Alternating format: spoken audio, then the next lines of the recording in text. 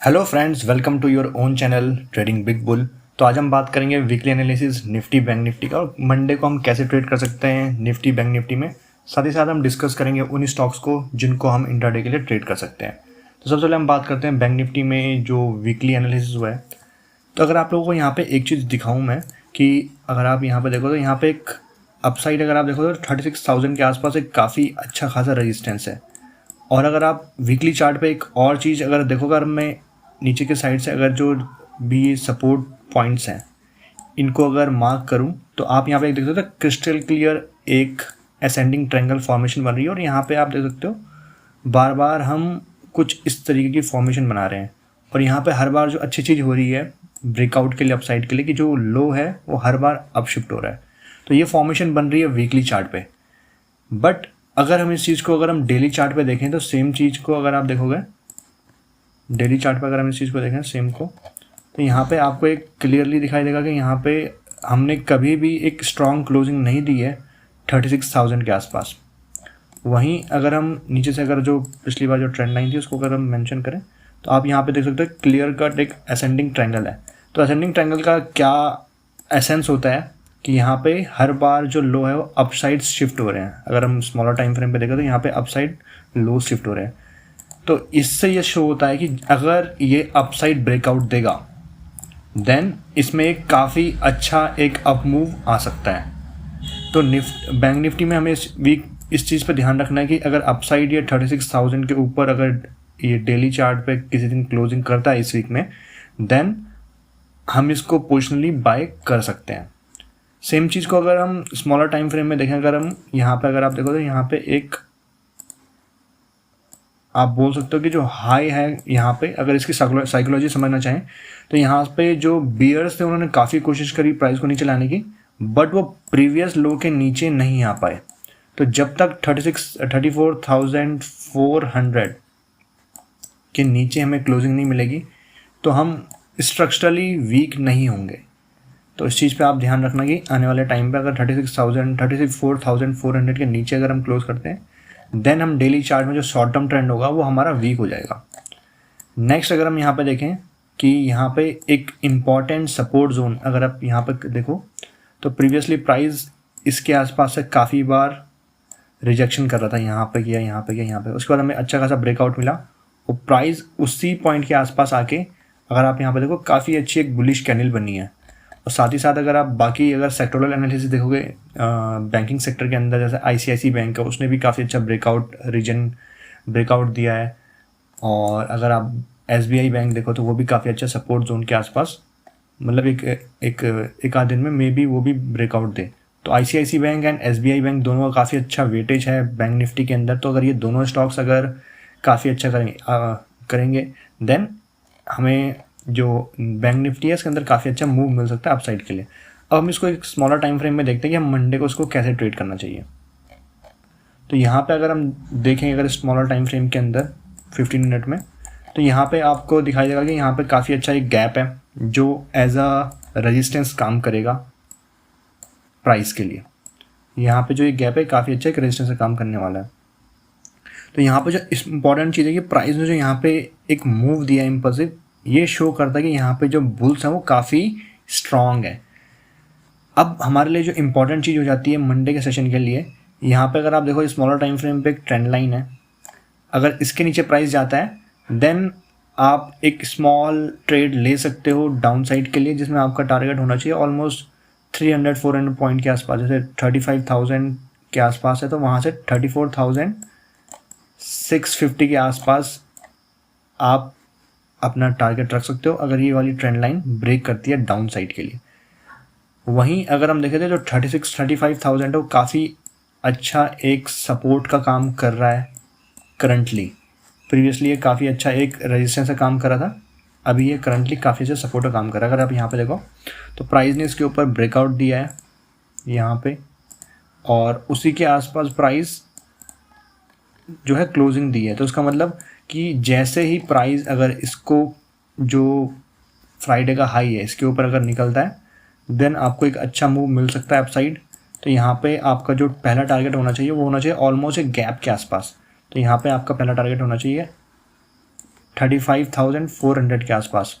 तो 300 पॉइंट्स के आसपास का एक फास्ट मूव आपको मिल सकता है अगर हम फ्राइडे की ओपनिंग के जो हाई है उसके ऊपर हम निकलेंगे। तो उसके बाद मे बी अगर यहाँ पे बेस्ट सिनेरियो क्या बनेगा कि यहाँ पे अगर प्राइस कुछ देर कंसोलिडेट करे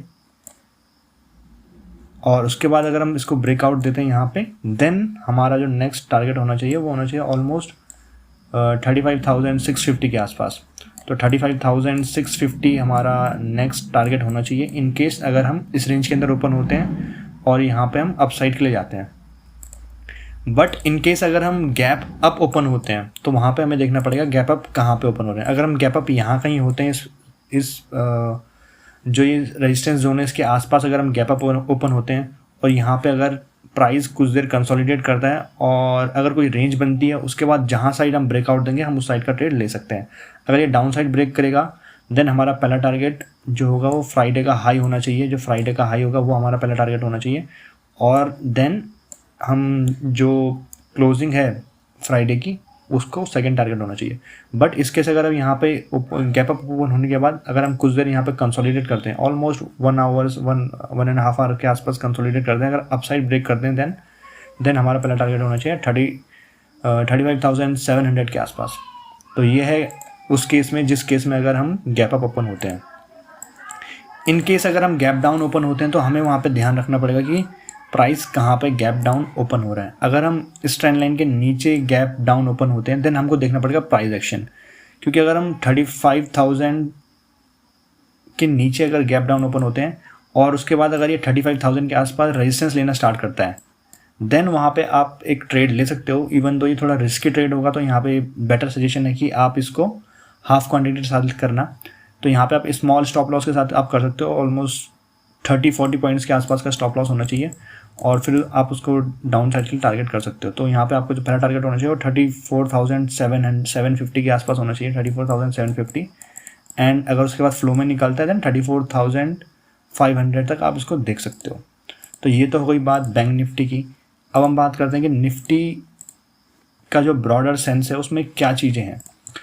तो जैसे हमने बैंक निफ्टी की बात करी कि बैंक निफ्टी का वीकली चार्ट देखा, तो वैसे ही अगर हम निफ्टी का वीकली चार्ट देखें यहाँ पे एक बार तो आप लोगों को दिख रहा होगा काफ़ी अच्छा खासा एक ट्रेंड था, उसके बाद एक बोल सकते हो एक फ्लैग पैटर्न था, उसका ब्रेकआउट था, उसके बाद काफ़ी अच्छा एक अपसाइड मूव मिला और प्राइस ऑलमोस्ट 4-5 अगर आप देखो 4-5 हफ्ते से प्राइस ऑलमोस्ट एक स्मॉल रेंज के अंदर है। तो जिस भी साइड ब्रेकआउट करेगा वहाँ पे काफ़ी अच्छा एक मूव मिलने वाला है और करंटली जो चांसेस लग रहे हैं वो अपसाइड ब्रेक के लग रहे हैं, क्योंकि प्राइस जब भी अपसाइड जाएगा तो चांसेस रहेंगे कि रेजिस्टेंस को वो हिट करे या फिर रेजिस्टेंस का ब्रेकआउट दे सकता है। वहीं जैसे प्राइस डाउन साइड आएगा तो वहाँ पे जो चांसेस बन जाते हैं यहाँ पे कि ये डाउन साइड आए। तो करंटली जो चांसेस बन रहे हैं वो लग रहा है कि अपसाइड ब्रेक कर सकता है अगर हम 15,950 के ऊपर अगर हम क्लोजिंग करते हैं अगर एक आवरली कैंडल। तो इसी चीज़ को अगर हम डेली चार्ट पे देखें यहाँ पे तो यहाँ पे आपको दिखेगा कि जैसे सेम चीज़ की 35,000 जो 15,000 है काफ़ी स्ट्रॉन्ग रेजिस्टेंस का काम कर रहा है। तो अगर हम इसको मंडे के लिए देखें, अगर हम स्मॉलर टाइम फ्रेम अगर 15 मिनट पे यहाँ पे देखें तो आप लोगों को दिखेगा कि यहाँ पे सेम चीज़ जैसे यहाँ पे ये गैप है, ये गैप एज अ रेजिस्टेंस काम कर रहा है, जिस चीज़ को मैंने बैंक निफ्टी में मेंशन किया। तो हमने ऑलमोस्ट उसी गैप के आसपास से ही प्राइस रिटर्न हुआ है। और अगर हम यहाँ पे अगर हम जो प्रीवियस ट्रेंड लाइंस हैं उसको अगर हम यहाँ पे ऑब्जर्व करें तो यहाँ पे आप देख सकते हो एक ट्रेंड लाइन है,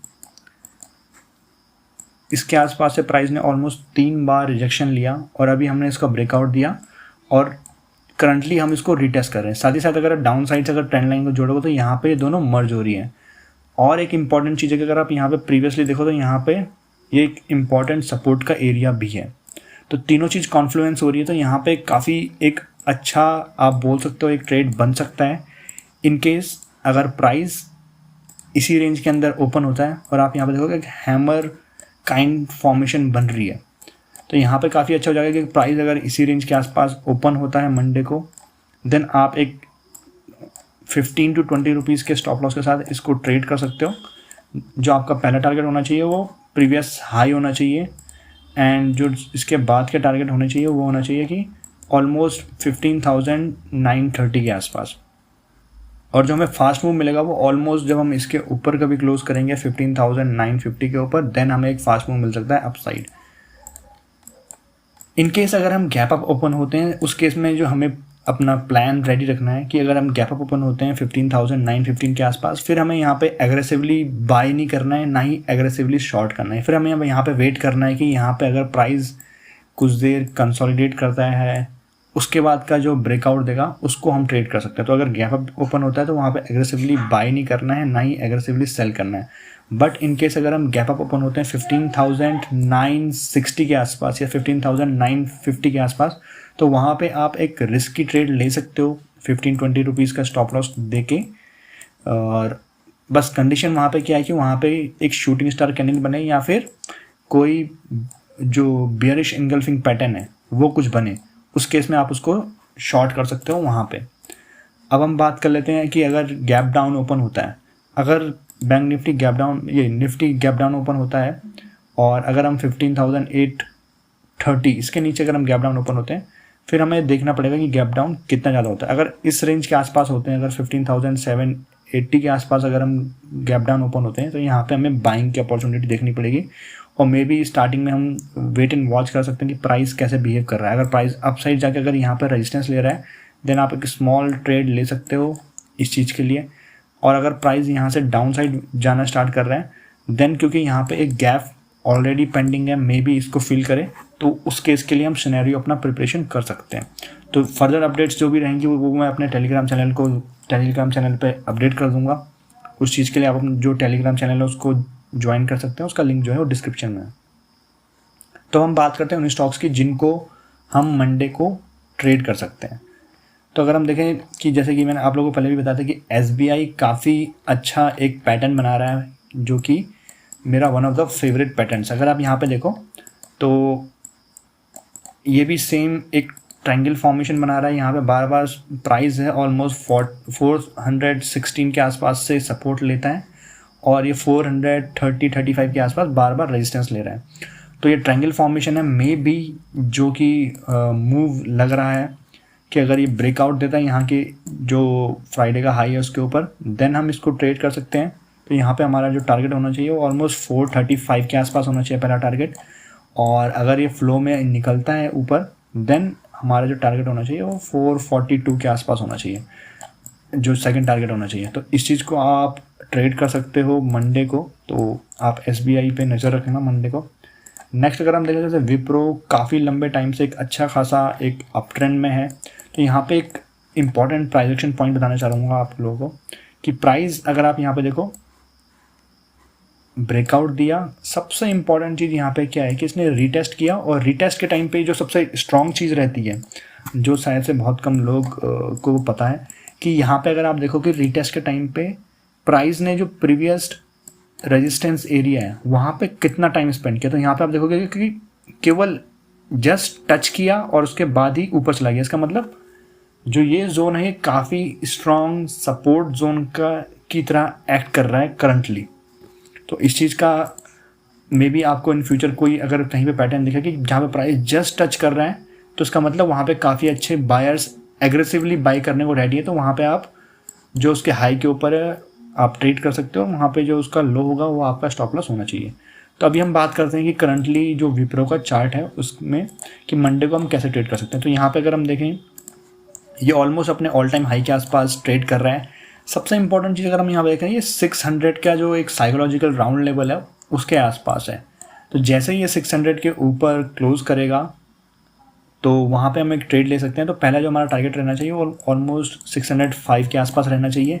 देन सेकंड टारगेट 610। तो इस केस में जो आपका स्टॉप लॉस होना चाहिए वो 2 से 3 रुपये के आसपास होना चाहिए। और ये मोमेंटम ट्रेड है तो इसलिए इसमें ज़्यादा बड़ा स्टॉप लॉस देने की ज़रूरत नहीं पड़ती है। नेक्स्ट अगर हम देखें जैसे बहुत सारे लोगों को ITC इवन लोग इन्वेस्टमेंट के लिए भी लेते हैं। तो यहाँ पे अगर हम देखें तो ITC के अंदर भी अगर आप देखो तो एक ट्रायंगल फॉर्मेशन बन रही है। तो इस चीज़ को अगर मैं आपको वीकली चार्ट पे दिखाऊं तो आपको ज़्यादा अच्छे तरीके से समझ में आएगा कि यहाँ पे फॉर्मेशन कैसे बन रही है। तो अगर हम वीकली चार्ट पे यहाँ पे देखें तो प्राइस एक डाउन ट्रेंड में था, उसके बाद प्राइस ने एक ब्रेकआउट दिया और ये लगातार सपोर्ट ले रहा है अपने प्रीवियस रेजिस्टेंस के आसपास। तो जो चेंज इन पोलैरिटी वाला कॉन्सेप्ट रहता है कि जो प्रीवियस सपोर्ट है वो एज अ रेजिस्टेंस काम करता है या फिर previous resistance as a support काम करता है, तो वो चीज़ ITC के अंदर हो रही है। यहाँ पे अगर हम देखें जो ट्रायंगल फॉर्मेशन बन रही है और इसने इसके ऊपर अगर आप वीकली चार्ट पे देखो तो यहाँ पे इसने ब्रेकआउट दिया है। तो यहाँ पे हमारे लिए आइडियल सिचुएशन क्या बनती है कि प्राइस यहाँ से अपसाइड जाए और जो ये 217 के आसपास का लेवल है यहाँ पे जाके अगर रेजिस्टेंस करे, रेजिस्टेंस ले और यहाँ पे अगर कुछ टाइम स्पेंड करे, अगर हम डे के हिसाब से देखें तो यहाँ पे अगर प्राइस 2-3 दिन स्पेंड करता है इस रीजन के आसपास, फिर अगर हम ब्रेकआउट देते हैं देन हमें काफ़ी अच्छा एक मूव मिल सकता है 237 के आसपास। तो इवन इसको आप अपने पोजिशनल ट्रेड के लिए भी देख सकते हो। तो अब हम बात करते हैं कि हमें अब इसको मंडे को कैसे ट्रेड करना है। तो यहाँ पे अगर आप सबसे इम्पॉर्टेंट चीज़ जब भी हम ट्रेड करते हैं तो वहाँ पे एक चीज़ जिसको ज़्यादातर लोग इग्नोर करते हैं वो है वॉल्यूम। अगर हम यहाँ पे देखें ये ट्रेंड लाइन का ब्रेकआउट हुआ है, वॉल्यूम काफ़ी अच्छा है, चांसेस काफ़ी अच्छे हैं कि यहाँ पे हमें एक फॉलो अप मिले। तो यहाँ पे अगर 214 के ऊपर अगर हम मंडे को जाते हैं देन हमारा टारगेट होना चाहिए 217 के आसपास, जो कि ऑलमोस्ट 2 to 3% के आसपास है। तो यहाँ पे आपका स्टॉप लॉस होना चाहिए 1 से 1.5 रुपये के आसपास और इसको आप कंसिडर कर सकते हो मंडे के लिए। अगर हम नेक्स्ट स्टॉक की बात करें तो जैसे कि मैंने आप लोगों को बताया था ICICI बैंक काफ़ी अच्छे एक लेवल पे है जहाँ पे इसने ब्रेकआउट दिया है। तो इसके अंदर जो एक नेक्स्ट फास्ट मूव आएगा वो आएगा जब हम ये हाई के ऊपर निकलेंगे। जो भी यहाँ पे हाई है फ्राइडे का, अगर उसके ऊपर निकलते हैं देन आप काफ़ी एक्सपेंशन देख सकते हो बड़ी बड़ी कैंडल्स का। तो इसको इवन आप पोजिशनल ट्रेड के लिए भी ले आ सकते हो। तो अगर आप पोजिशनल के लिए ले आ रहे हो तो यहाँ पे आपका जो स्टॉप लॉस होना चाहिए वो फ्राइडे का लो होना चाहिए। तो इस चीज़ को आप देख सकते हो मंडे को इवन फॉर पोजिशनल आल्सो, और आप इस चीज़ को इंट्राडे के लिए भी देख सकते हो। नेक्स्ट अगर हम देखते हैं टाटा मोटर्स, जो मैंने लास्ट वीडियो में भी मेंशन किया था कि यहाँ पे एक अच्छा खासा ब्रेकडाउन दिख रहा है प्राइस के अंदर, जो कि काफ़ी लंबे टाइम से ऑलमोस्ट बोल सकते हो 4-5 दिनों से एक स्मॉल रेंज के अंदर। तो इस चीज़ की मैं आप लोगों से बात कर रहा था कि जब भी प्राइस एक मूव ले उसके बाद एक स्मॉल रेंज के अंदर जाए तो उसके बाद आपको लगातार बड़ी बड़ी कैंडल्स मिलती हैं, जो कि चीज़ मैंने इवन ICICI बैंक के लिए भी मेंशन किया था। तो सेम चीज़ यहाँ पे टाटा मोटर्स में होते हुए दिख रही है। तो चांसेस है कि यहाँ पे जो ये प्राइस का जो डाउन साइड मूव है ये कंटिन्यू रहे। अगर आप इसको अगर आवरली चार्ट पे देखो या फिर इवन 15 मिनट चार्ट पे देखो तो आपको काफ़ी अच्छा एक पैटर्न दिखाई देगा। एक चीज़ जो प्राइस एक्शन में काफ़ी इंपॉर्टेंट है कि जो पैटर्न्स बनते हैं प्राइस एक्शन में वो किसी भी टाइम फ्रेम पे बनते हैं तो वो वैलिड होते हैं। अगर हम यहाँ पे देखें तो आप लोगों को दिखेगा कि यहाँ पे एक काफ़ी अच्छा ट्रायंगल फॉर्मेशन बन रही है, और सबसे अच्छी बात है कि प्राइस एक बहुत ही नैरो रेंज के अंदर है। तो जब भी प्राइस इसके बाहर निकलेगा तो काफ़ी बड़ी बड़ी कैंडल्स आपको मिलेंगी। तो चांसेस हैं कि मंडे को अगर इसके नीचे क्लोज मिलती है तो आपको काफ़ी बड़ी बड़ी कैंडल्स मिले। तो यहाँ पे अगर हम देखें कि हमारे टारगेट्स क्या होने चाहिए, तो फर्स्ट टारगेट जो आपका होना चाहिए अगर हम डेली चार्ट के हिसाब से देखें यहाँ पे, क्योंकि प्राइस का जो इम्पोर्टेंट सपोर्ट जोन है वो तो है ऑलमोस्ट अराउंड 285 के आसपास, बट प्राइस कल में भी 290 के आसपास जा सकता है। तो वहाँ तक आप देख सकते हो ऑलमोस्ट 2 to 3% के आसपास है। यहाँ पे इस केस में आपका जो स्टॉप लॉस होना चाहिए 1 से 1.5 रुपये के आसपास होना चाहिए। तो ये थे वो स्टॉक्स जिनको हम कल इंट्राडे में ट्रेड कर सकते हैं। अगर आप लोगों की वीडियो अच्छी लगी हो तो आप अपने सुझाव कमेंट्स के द्वारा बता सकते हैं। अगर कोई चीज़ है जिनको हमें इंक्लूड करना चाहिए अपने वीडियोज़ के अंदर तो आप उस चीज़ को भी मेंशन कर सकते हो। हम कोशिश करेंगे उन चीज़ों को आने वाली वीडियोज़ में लाने की, ताकि हम ज़्यादा से ज़्यादा बेहतरीन कंटेंट प्रोवाइड कर सकें। So thank you for watching. जय हिंद।